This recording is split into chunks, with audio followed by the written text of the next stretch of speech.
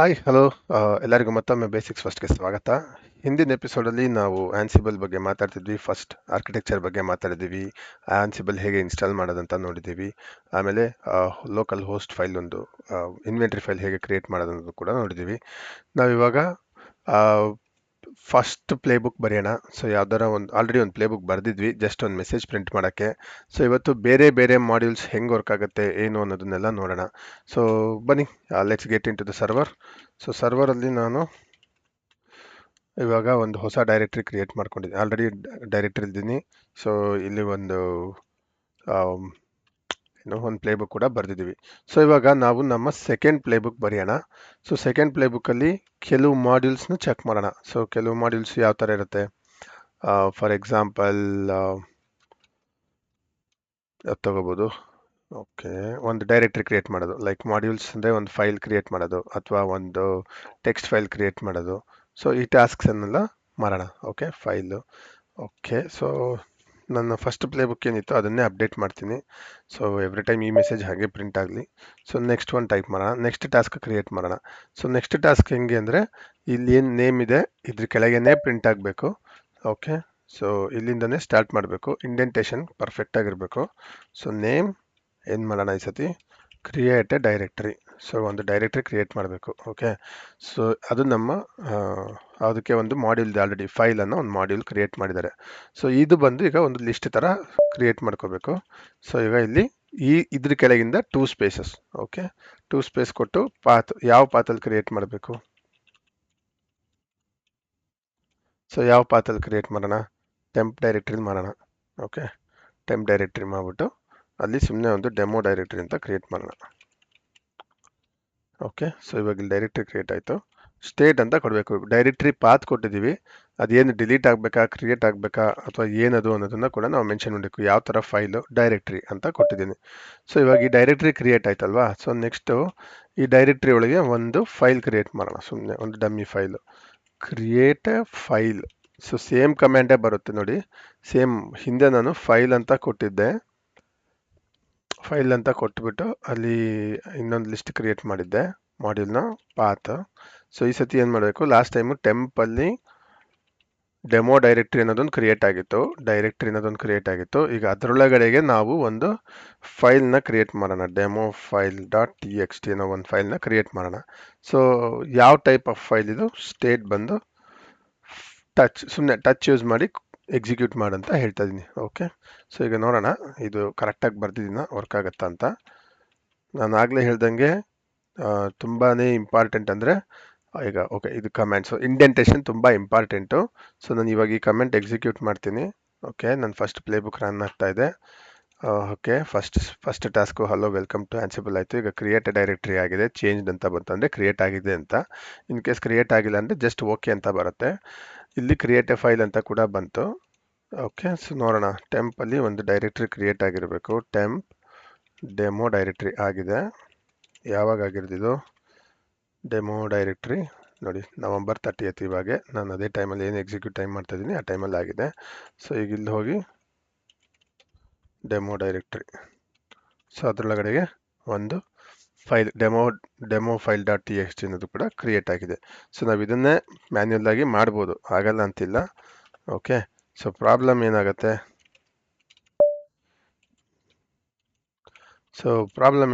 ಅಂದರೆ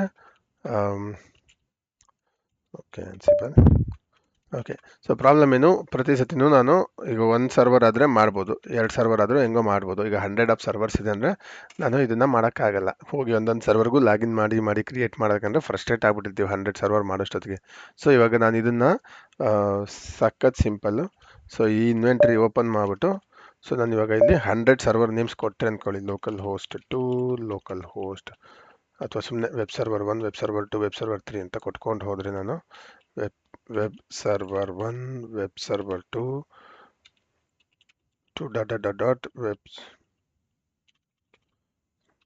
web server 100 ಅಂದರೆ ಇಲ್ಲಿ ಫುಲ್ ನೇಮ್ ಕೊಡಬೇಕು. ನಾನು ಸುಮ್ಮನೆ ಅಷ್ಟೆಲ್ಲ ಟೈಪ್ ಮಾಡೋಕ್ಕಾಗಲ್ಲ ಅಂತ ಹಿಂಗೆ ಕೊಟ್ಟಿದ್ದೀನಿ.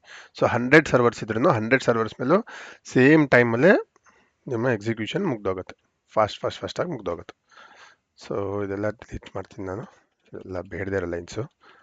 ನೆಕ್ಸ್ಟು ಓಕೆನಾ. ಸೊ ಈಗ ಒಂದು ಪ್ಲೇ ಬುಕ್ ರನ್ ಮಾಡಿದ್ದೀವಿ. ಆಮೇಲೆ ನಾನು ಏನು ಮಾಡ್ತೀನಿ, ಇದೇ ಲೊಕೇಶನ್ನಲ್ಲೇ ನಾನು ಫೈಲ್ ಕ್ರಿಯೇಟ್ ಮಾಡೋಕ್ಕೆ ಇಷ್ಟಪಡ್ತೀನಿ. ಸೊ ಅವಾಗ ನಾನು ನನ್ನ ಪ್ಲೇ ಬುಕ್ನ ಅಪ್ಡೇಟ್ ಮಾಡ್ಕೋಬೇಕು. ಸೊ ಇಲ್ಲಿ ಬಂದು ನನ್ನ ಪ್ಲೇ ಬುಕ್ ಎಲ್ಲೋ ಪ್ರತಿ ಸತಿನೂ ನಾನು ಡೈರೆಕ್ಟ್ ಚೇಂಜ್ ಮಾಡಿದ್ರೆ ಟೈಮ್ ವೇಸ್ಟ್ ಮಾಡೋಕ್ಕಾಗಲ್ಲ. ಸೊ ಈ ಲೊಕೇಶನಲ್ಲೇ ನಾನು ಫೈಲ್ ಕ್ರಿಯೇಟ್ ಮಾಡ್ತೀನಿ, ಮತ್ತೆ ರನ್ ಮಾಡ್ತೀನಿ, ಕ್ರಿಯೇಟ್ ಆಗುತ್ತೆ ನೋಡಿ. ಈಗ ಇಲ್ಲಿ ಯಾವುದೇ ಥರ ಡೈರೆಕ್ಟ್ರೀಸ್ ಇಲ್ಲ. ಇವಾಗ ನಾನು ಆನ್ಸಿಬಲ್ ಪ್ಲೇ ಬುಕ್ ಅವಾಗ ಏನು ಎಕ್ಸಿಕ್ಯೂಟ್ ಮಾಡಿದ್ದೆ ಆ ಪ್ಲೇ ಬುಕ್ ಮತ್ತೆ ಎಕ್ಸಿಕ್ಯೂಟ್ ಮಾಡ್ತೀನಿ. ಅವಾಗ ಈ ಲೋಕಲ್ ಹೋಸ್ಟಲ್ಲಿ ಈ ಡೈರೆಕ್ಟ್ರಿಲಿ ಈ ಲೊಕೇಶನಲ್ಲಿ ನನಗೆ ಒಂದು ಡೈರೆಕ್ಟ್ರಿ ಕ್ರಿಯೇಟ್ ಮಾಡಿದ್ದೆ. ಆ್ಯಂಡ್ ಆ ಡೈರೆಕ್ಟ್ರಿ ಒಳಗಡೆಗೆ ಡೆಮೋ ಫೈಲ್ ಕ್ರಿಯೇಟ್ ಆಗಬೇಕಿತ್ತು. ಯಾಕೋ ಹೊರಗಾಗಿದೆ, ನೋಡೋಣ ಏನಕ್ಕೆ ಅಂತ. ಯಾಕೆಂದರೆ ನಾನು ಕರೆಕ್ಟಾಗಿ ಅಪ್ಡೇಟ್ ಮಾಡಿಲ್ಲ ಅನಿಸುತ್ತೆ. First play book correct. So ನಾನು ಈ ಡೈರೆಕ್ಟ್ರಿ ನೇಮ್ ಅಲ್ಲಿ ಕೊಟ್ಟಿಲ್ಲ, ಡೆಮೋ ಡೈರೆಕ್ಟ್ರಿ. ಸೊ ಇವಾಗ ನೋಡಿ, ಇವಾಗ ಇನ್ನೊಂದು ಚೇಂಜಸ್ ಡಿಫ್ರೆನ್ಸ್ ನೋಡಿಸ್ತೀನಿ ನಿಮಗೆ. ಸೊ ಈಗ ಆಲ್ರೆಡಿ ಡೈರೆಕ್ಟ್ರಿ ಇರೋದಕ್ಕೆ ಅದು ಮತ್ತೆ ಕ್ರಿಯೇಟ್ ಮಾಡೋಕ್ಕೆ ಹೋಗಲ್ಲ. ಸೊ ಅವಾಗ ಲಾಸ್ಟ್ ಟೈಮ್ ಕ್ರಿಯೇಟ್ ಮಾಡಿದಾಗ ಇಲ್ಲೇನು ಬಂದಿತ್ತು, ಚೇಂಜ್ಡ್ ಅಂತ ಬಂದಿತ್ತು. ಕ್ರಿಯೇಟ್ ಡೈರೆಕ್ಟ್ರಿ ಒಳಗೆ ಚೇಂಜ್ಡ್ ಅಂತ ಬಂದಿದೆ. ಫೈಲ್ ಕ್ರಿಯೇಷನ್ಗೂ ಚೇಂಜ್ಡ್ ಅಂತ ಬಂದಿದೆ, ಯಾಕಂದರೆ ಫೈಲ್ ಕ್ರಿಯೇಟ್ ಆಯ್ತು ಇಲ್ಲಿ ಮತ್ತೊಂದು ಸತಿ. ಆಮೇಲೆ ಡೈರೆಕ್ಟ್ರಿ ಕೂಡ ಕ್ರಿಯೇಟ್ ಆಗಿದೆ. ಸೊ ನಾನು ಇವಾಗ ಇದನ್ನ ಚೇಂಜ್ಮೆಂಟ್ ಮಾಡಿದ್ದೀನಿ. ಓಕೆ, ಈಗೇನು ಚೇಂಜ್ ಮಾಡಿದ್ದೀನಿ, ನಾನು ಇದನ್ನು ಎಕ್ಸಿಕ್ಯೂಟ್ ಮಾಡ್ತೀನಿ. ಸೊ ಡೈರೆಕ್ಟ್ರಿ ಆಲ್ರೆಡಿ ಇರೋದ್ರಿಂದ ಅದೇನು ಚೇಂಜ್ ಮಾಡೋಕ್ಕೆ ಹೋಗಲ್ಲ, ಜಸ್ಟ್ ಓಕೆ ಅಂತ ಕೊಡಬೇಕು.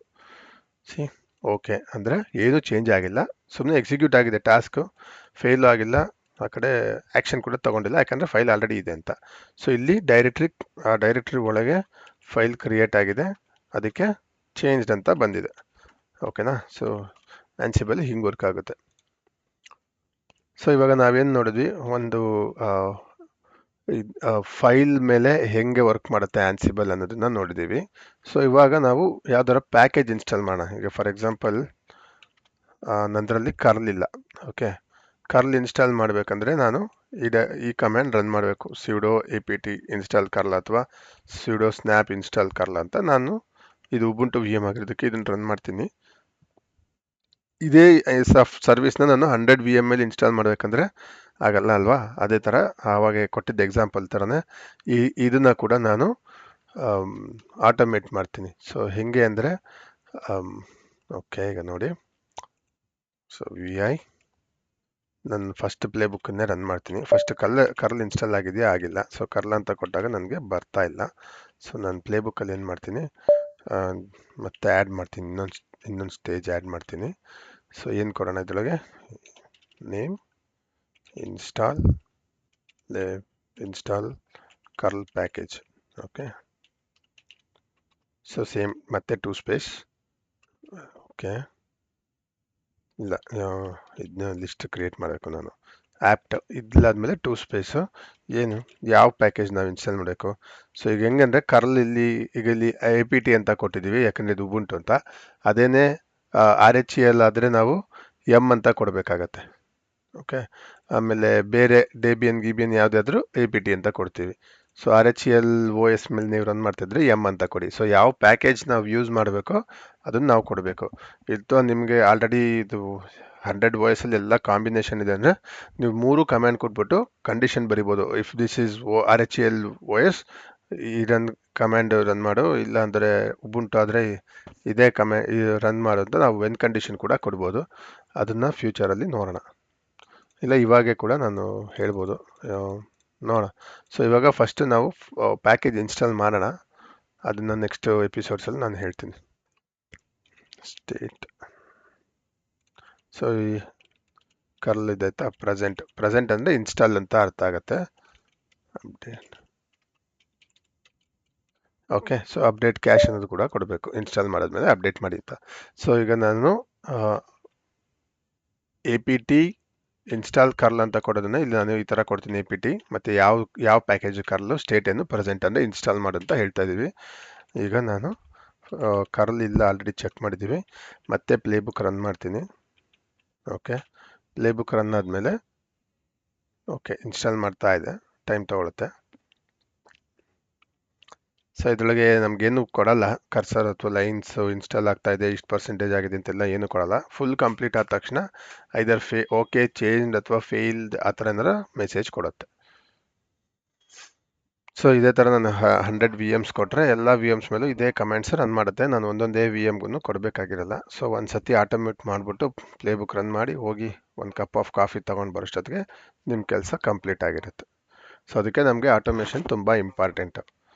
ಓಕೆ, ಸೊ ನೋಡೋಣ, ಅದು ಕರ್ಲ್ ಇನ್ಸ್ಟಾಲ್ ಮಾಡ್ತಾ ಇದೆ, ಟೈಮ್ ತೊಗೊತಾ ಇದೆ.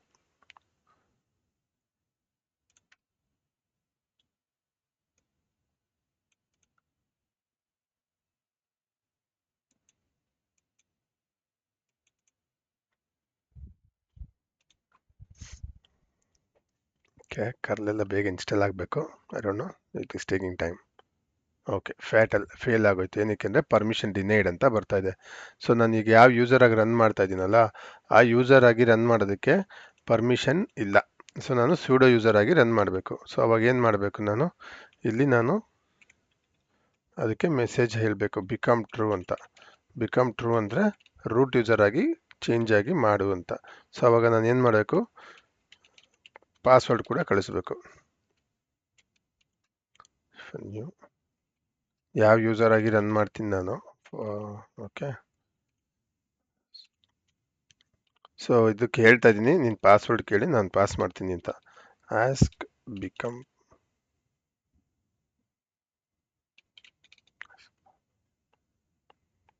ಓಕೆ, ಸೊ ಆಸ್ಕ್ ಪಾಸ್ವರ್ಡ್ ಮತ್ತು ಆಸ್ಕ್ ರೂಟ್ ಪಾಸ್ವರ್ಡ್ ಅಂತ ಹೇಳ್ತಾ ಇದ್ದೀನಿ ನಾನು. ಸೊ ನಾನು ಸರ್ವರ್ಗೆ ರೂಟ್ ಆಗಿ ಕನೆಕ್ಟ್ ಮಾಡೋಕ್ಕೆ ಪಾಸ್ವರ್ಡ್ ಕೊಡ್ತೀನಿ. ಸೊ ಸೇಮ್ ಎಲ್ಲ ರನ್ ಆಗುತ್ತೆ. ಈ ಸತಿ ಕರ್ಲ್ ಇನ್ಸ್ಟಾಲ್ ಆಗುತ್ತಾ ನೋಡೋಣ. ಲಾಸ್ಟ್ ಟೈಮ್ ಅದಕ್ಕೆ ಪರ್ಮಿಷನ್ ಡಿನೈಡ್ ಅಂತ ಎರರ್ ಬಂದಿತ್ತು. ಈ ಸತಿ ನಾನು as a root user run ಮಾಡಂತ ಹೇಳ್ತಾ ಇದ್ದೀನಿ, ಆಗೋಯ್ತು ನೋಡ್ರ. ಸೊ ಲಾಸ್ಟ್ ಟೈಮ್ ಎರರ್ ಇದ್ದಿದ್ದಕ್ಕೆ ಅದು ತುಂಬ ಟೈಮ್ ತಗೊಂತು, ಇಲ್ಲಾಂದರೆ ಆಗಲ್ಲ, ಬೇಗ ಆಗಬೇಕು. ಸೊ ಅದಕ್ಕೆ ನಾನು ಏನು ಕಮೆಂಟ್ ಕೊಟ್ಟೆ ಅಂದರೆ, ನಾನು ಇಲ್ಲಿ ಬಿಕಮ್ ಟ್ರೂ ಅಂತ ಕೊಟ್ಟಿದ್ದೀನಿ, ಅಂದರೆ ರೂಟ್ ಯೂಸರ್ ಆಗಿ ಈ ಕಮೆಂಟ್ನ ಎಕ್ಸಿಕ್ಯೂಟ್ ಮಾಡು ಅಂತ ಹೇಳ್ತಾ ಇದ್ದೀನಿ. ಸೊ ಒಂದೇನೆಂದರೆ, ನಾವು ಯಾವುದೇ ಈಗ apt comment install comment run ಮಾಡಬೇಕಂದ್ರೆ ನಾವು ಅಡ್ಮಿನಿಸ್ಟ್ರೇಟರ್ ಆಗಿರಬೇಕು. ಯಾವ ಯೂಸರ್ ಅಂದರೆ ಆ ಯೂಸರು, ಯಾವ ಸಾಫ್ಟ್ವೇರ್ ಅಂದರೆ ಆ ಸಾಫ್ಟ್ವೇರ್ ಇನ್ಸ್ಟಾಲ್ ಮಾಡೋಂಗಿಲ್ಲ. ಸೊ ಇದು ತುಂಬ secured, one of the security features. Okay, ಅದಕ್ಕೆ ಹೇಳೋದು ಲೈನಕ್ಸ್ ತುಂಬ ಸೆಕ್ಯೂರ್ಡ್ ಅಂತ. ಸೊ ಈಗ ಕರ್ಲ್ ಇನ್ಸ್ಟಾಲ್ ಆಗಿದೆಯಾ? ಆಗಿದೆ. ಸೊ ಕರ್ಲ್ ಹೆಂಗೆ ವರ್ಕ್ ಆಗುತ್ತೆ, ಜಸ್ಟ್ ಆಗಿದೆ ಅನ್ನೋಕ್ಕೆ. ಓಕೆ ನೋಡಿ, ಬಂತು, ಈ ವರ್ಷನ್ ಇನ್ಸ್ಟಾಲ್ ಆಗಿದೆ ಅಂತ ಹೇಳ್ತಾ ಇದೆ. ಲಾಸ್ಟ್ ಟೈಮ್ ನಾನು ಕರ್ಲ್ ರನ್ ಮಾಡಿದಾಗ ಈ ವರ್ಷನ್ ಇನ್ಸ್ಟಾಲ್ ಮಾಡೋಕ್ಕೆ ಈ ಕಮ್ಯಾಂಡ್ ರನ್ ಮಾಡಿ ಅಂತ ಹೇಳ್ತಿತ್ತು. ಸೊ ಈಗ ಆನ್ಸಿಬಲ್ ಥ್ರೂ ನಾನು ಇನ್ಸ್ಟಾಲ್ ಮಾಡಿದ್ದೀನಿ. ಸೊ ನಾನು ಇವಾಗ ಈ ಪ್ಲೇಬುಕ್ಕಿನ ಯೂಸ್ ಮಾಡಿ ನಾನು ಬೇಕಾದ್ರೆ 100 ಆಫ್ ವಿ ಎಮ್ಸ್ ಮೇಲೆ ಒಂದು ಡೈರೆಕ್ಟ್ರಿ ಕ್ರಿಯೇಟ್ ಮಾಡ್ಬೋದು, ಒಂದು ಟೆಕ್ಸ್ಟ್ ಫೈಲ್ ಕ್ರಿಯೇಟ್ ಮಾಡ್ಬೋದು, ಒಂದು ಕರ್ಲ್ ಪ್ಯಾಕೇಜ್ ಕೂಡ ಕ್ರಿಯೇಟ್ ಮಾಡಬಹುದು. ಓಕೆ, ಸೊ ಇವಾಗ ಇದನ್ನೆಲ್ಲ ನೋಡಿದ್ದೀವಿ. ಓಕೆ, ನನಗೆ ಒಂದು ಸರ್ವಿಸ್ ಕೂಡ ಕ್ರಿಯೇಟ್ ಮಾಡಬೇಕು ಅಥವಾ ಅದನ್ನ ಸ್ಟಾರ್ಟ್ ಮಾಡಬೇಕು ಅಂದರೆ ಏನು? ಈಗ ಫಾರ್ ಎಕ್ಸಾಂಪಲ್ ಒಂದು ಸರ್ವಿಸ್ ಅಂದರೆ ಬೇಸಿಕ್ ಸರ್ವಿಸ್ ಆಲ್ರೆಡಿ ಯಾವ್ದಾರು ಒಂದು ಇನ್ಸ್ಟಾಲ್ ಆಗಿರುತ್ತಲ್ಲ. ಫಾರ್ ಎಕ್ಸಾಂಪಲ್ ಸಿಸ್ಟಮ್ SSH ಅಂತ ಒಂದು ಸರ್ವಿಸ್ ಇರುತ್ತೆ, ಅದಿದೆಯಾ ನೋಡ್ತೀನಿ. ಸ್ಟೇಟಸ್ ಆ್ಯಕ್ಟಿವ್ ಆಗಿದೆ, ಆಲ್ರೆಡಿ ಅದು ಇನ್ಸ್ಟಾಲ್ ಆಗಿದೆ. ಓಕೆ, ಅದನ್ನ ಸ್ಟಾಪ್ ಮಾಡ್ಬಿಟ್ಟು ನೋಡಲ, ಹಂಗೆ ರನ್ ಮಾಡೋಣ.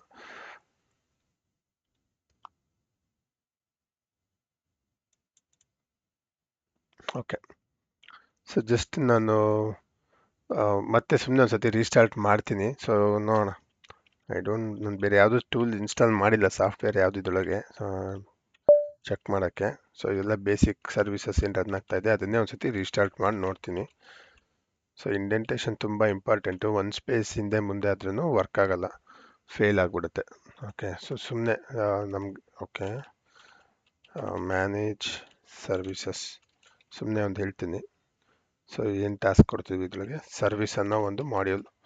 ಓಕೆ, ನಾವು ಜಸ್ಟ್ ಈಗ ಎಲ್ಲ ಮಾಡ್ಯೂಲ್ಸ್ ಬಗ್ಗೆ ಅರ್ಥ ಮಾಡ್ಕೋತಾ ಇದ್ದೀವಿ. ಯಾವ್ಯಾವ ಮಾಡ್ಯೂಲ್ ಯೂಸ್ ಮಾಡಿದ್ದೀವಿ, ಡಿಬಗ್ ಅನ್ನೋ ಒಂದು ಮಾಡ್ಯೂಲ್ ಯೂಸ್ ಮಾಡಿದ್ದೀವಿ. ಡಿಬಗ್ ಅಂದರೆ ಇಕೋ ಥರ ವರ್ಕ್ ಆಗುತ್ತೆ, ಏನು ಮೆಸೇಜ್ ಕೊಡಬೇಕು ಅಂತ ಕೊಟ್ಟಿದ್ದೀವಿ. ಫೈಲ್ ಅನ್ನೋ ಒಂದು ಮಾಡ್ಯೂಲ್ ನೋಡಿದ್ದೀವಿ. ಸೊ ಪಾತ್ ಕ್ರಿಯೇಟ್ ಮಾಡಿ ಡೈರೆಕ್ಟ್ರಿ ಕ್ರಿಯೇಟ್ ಮಾಡ್ಬೋದು, ಅದೇ ಫೈಲ್ ಮಾಡ್ಯೂಲ್ ಯೂಸ್ ಮಾಡಿ ಒಂದು ಫೈಲ್ ಕ್ರಿಯೇಟ್ ಮಾಡಿದ್ದೀವಿ. APT ಅನ್ನೋ ಒಂದು ಮಾಡ್ಯೂಲ್ ಕ್ರಿಯೇಟ್ ಮಾಡಿಬಿಟ್ಟು ಒಂದು ಪ್ಯಾಕೇಜ್ ಇನ್ಸ್ಟಾಲ್ ಮಾಡಿದ್ದೀವಿ. ಈಗ ಸರ್ವಿಸ್ ಅನ್ನೋ ಒಂದು ಮಾಡ್ಯೂಲ್ ಯೂಸ್ ಮಾಡಿಬಿಟ್ಟು ಒಂದು ಸರ್ವಿಸ್ನ ಸುಮ್ಮನೆ ರೀಸ್ಟಾರ್ಟ್ ಮಾಡೋಣ, ಅಥವಾ ಇಲ್ಲ ಅಂದರೆ ಅದು ಇನ್ಸ್ಟಾಲ್ ಮಾಡುತ್ತೆ, ಇದ್ದರೆ ಹಾಗೆ ಬಿಡುತ್ತೆ. ಸೊ ಯಾವ service? SSH service. Okay, state ಏನಾಗುತ್ತೆ, ಸ್ಟಾರ್ಟೆಡ್ ಅಂದರೆ ರನ್ ಆಗ್ತಾ ಇರಬೇಕಂತ ಹೇಳ್ತಾ ಇದೆ. Enabled true.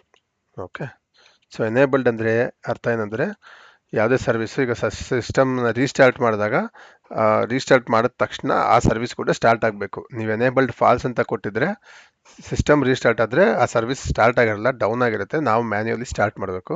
ಸೊ ಅದಕ್ಕೆ ಎನೇಬಲ್ಡ್ ಅಂತ ಕೊಟ್ಟಿದ್ರೆ ಆಟೋಮೆಟಿಕ್ಕಾಗಿ ಸ್ಟಾರ್ಟ್ ಆಗುತ್ತೆ. ಓಕೆ, ಸೊ ನಾನು ಇವಾಗ ಮತ್ತೆ ಅದೇ ಪ್ಲೇಬುಕ್ ರನ್ ಮಾಡ್ತೀನಿ.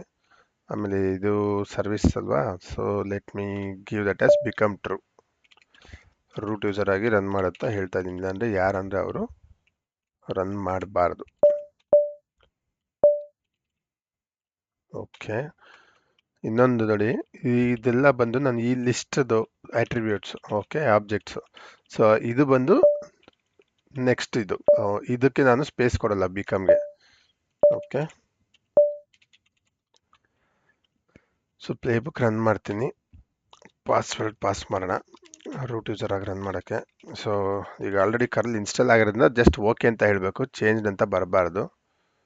ಮತ್ತೆ ಯಾಕೆ ಫೈಲ್ ಕ್ರಿಯೇಟ್ ಆಯಿತು? ಓಕೆ, ಎವ್ರಿ ಟೈಮ್ ಟಚ್ ಆಗ್ತಾ ಇದೆ ಅದು.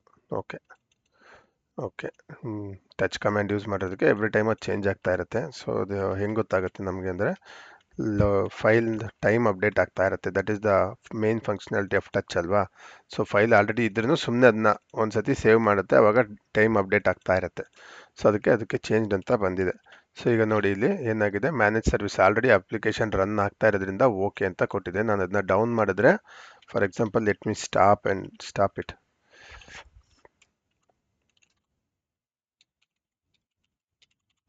ಓಕೆ, ಈಗ ಸ್ಟಾಪ್ ಆಗಿರುತ್ತೆ.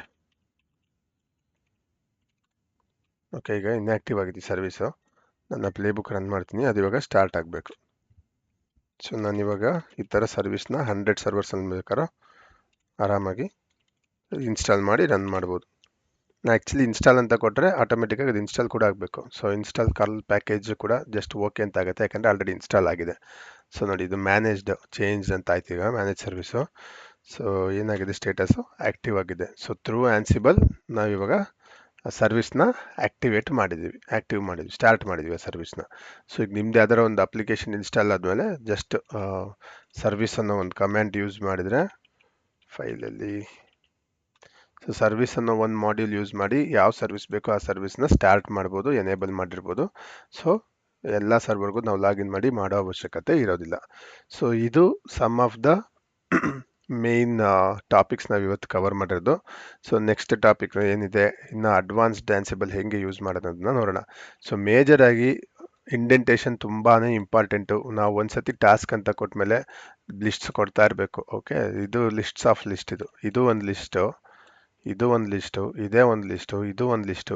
ಲ್ಯಾಂಗ್ವೇಜಲ್ಲಿ ಏನಂತಾರೆ ಇದನ್ನೆಲ್ಲ ಒಂದು ಲಿಸ್ಟ್ ಅಂತಾರೆ. ಸೊ ಈ ಲಿಸ್ಟ್ ಆಫ್ ಲಿಸ್ಟ್ ಬಂದು ಇದು. ಸೊ